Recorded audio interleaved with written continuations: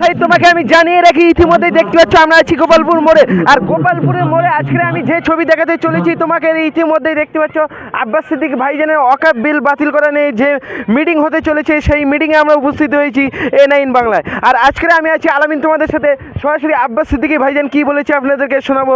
বিস্তারিত খবর শুনতে A9 বাংলা চ্যানেলটিকে সাবস্ক্রাইবার করে রাখুন, পাশে থাকা বেল আইকনটি বাজিয়ে রাখুন।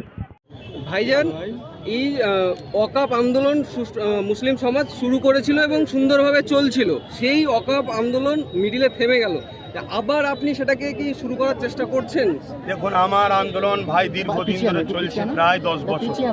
এই ওয়াকফকে নিয়ে অনেক রকম ষড়যন্ত্র চলছিল, আমি বুঝতে পেরেছিলাম যে আন্দোলন চলছিল।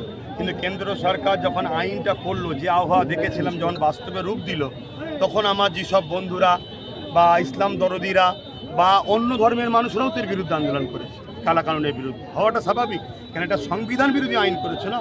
তেনারা হঠাৎ করে বন্ধ হয়ে গেলেন। দেখলাম যেদিন থেকে কলগাঁও হামলা হলো, তারপরে একটা ঘোষণা দিল কোনো একটা সংগঠন 3 দিনের জন্য নাকি শোক পালন করছে। আন্দোলন বন্ধ করে শোক পালন হয় না, আন্দোলন আরও বাড়ানো দরকার ছিল। সেই আন্দোলনে ওয়াকফের সাথে কলগাঁওকে জুড়ে নিয়ে আন্দোলন করা দরকার ছিল। কেন্দ্র সরকারের বিরুদ্ধেই দুটো আন্দোলন হতো, তাহলে মনে হয় আরও বেশি ভালো হতো। আমার যে আজকে 26 জন ভাই ইনসাফ এখনও পাচ্ছিলেন, তারা ইনসাফও হাতে একদিন পেয়ে যেত, কেন্দ্র সরকার হয়তো চাপে পড়তো। এবারে কোথায় কে সেটিং করে নিচ্ছে না কি হচ্ছে, আমরা তো ভাই ছোট মানুষ, অত বুঝতে পারছি।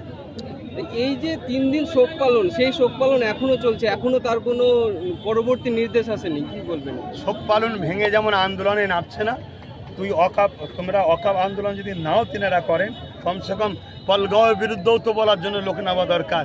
বড় দুঃখের বিষয়, আমার রাজ্য সরকারও যখন বলল যে আমার রাজ্যে কেউ করলে সব থেকে বড় দুশ্মন হয়ে যাব, ওই সময় দেখলাম অনেক সংগঠন ঝিমিয়ে গেলেন।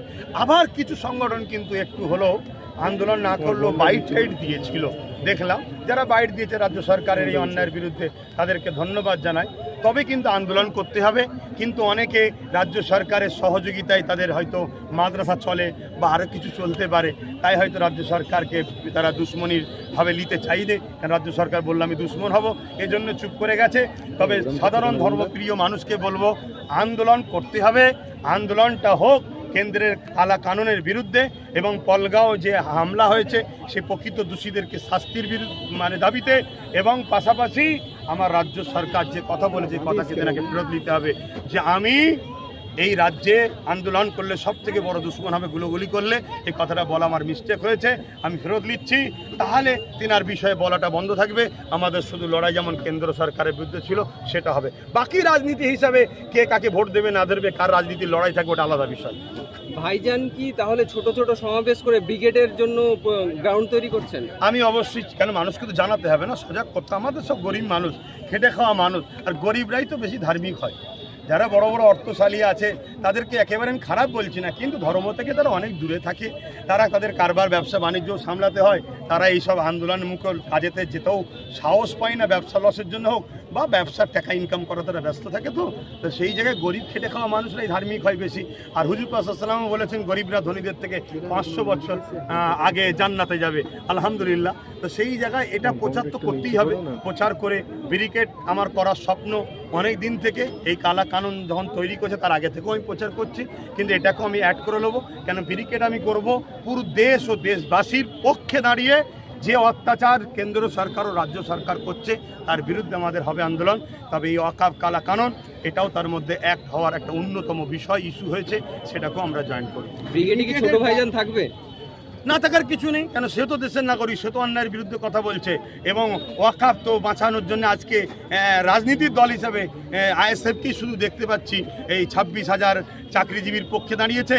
কলগাঁও বুনগুনো মানে যে দাদাগুলো শহীদ হয়ে গেল, তাদের উপযুক্ত আসামিদের শাস্তির দাবিতে, এবং ওয়াকফ নিয়ে একমাত্র এই নওশাদকেই তো দেখছি, বাকি অন্য অন্য দলগুলো তো সব দেখছি চুপ করে আছেন। এটা দুঃখজনক। তাই চাইবো আসেন প্রত্যেকটা সেকুলার যারা বলছেন, তারা এই অসময়ে মুসলিমদের পাশে দাঁড়িয়ে মুসলমানদের উপরে যে জুলুম করছে কেন্দ্র সরকার, আপনারা যে কেন্দ্র সরকারের বিরুদ্ধে, তার প্রমাণ এই সময় তো দিবার সময়। এ সময় যদি আওয়াজ না তোলেন, ভোটের সময় আওয়াজ তুললে আশা করছি যারা এই মুসলিম সমাজের মানুষ, তারা এই বন্ধুকে আপনকে এখন বুঝতে শিখছে, তারা তখন দূরে সরে থাকবে।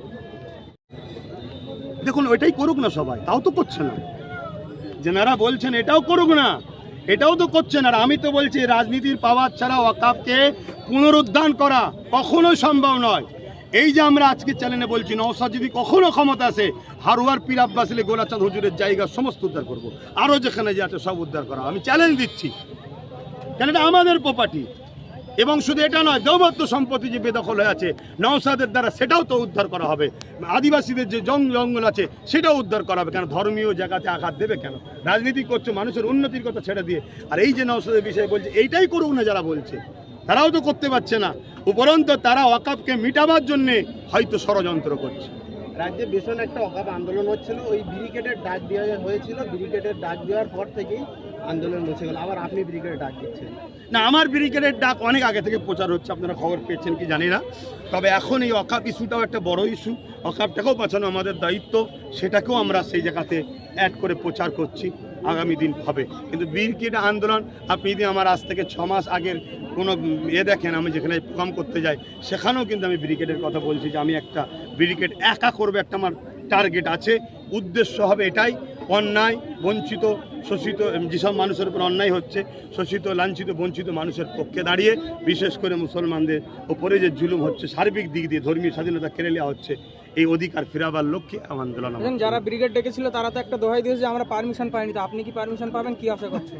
ওটাও তো দেখা দরকার যে কেন পারমিশন দেবে না। যদি আজকে দুদিনের জন্য পারমিশনের কোনো ডিস্টার্ব দেখাতে পারে, এক সপ্তাহ পরেও তো পারমিশন দেওয়া উচিত, কেন দেবে না? সম্পত্তিটা কি কারো ব্যক্তিগত সম্পদ নাকি? সেটাও তো দেখা দরকার। এই চ্যালেঞ্জটাও তো মুসলমানদের লিয়া দরকার যে সবাই করবে, আমরা আমাদের বেলায় করতে পারবো না কেন? তাহলে আমরা কি ভারতবর্ষের নাগরিক নয়? যদি এই অধিকার ছেড়ে দিই তাহলে আস্তে আস্তে আমরা নিজেরাই তো সুযোগ করে দিচ্ছি মানুষকে যে আমাদেরকে যা খুশি করো, আমরা চুপচাপ থাকবো। যাক, আপনারা পানি এসছে, আবার অনেক কষ্ট করেছেন, ধন্যবাদ আপনাদের ঘরে।